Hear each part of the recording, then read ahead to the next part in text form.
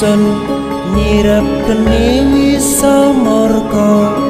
maperhardaning ponco saben ula sing netra linambaran sih kawelasan ingkang paring kamulyan Sang Hyang Jati Pangeran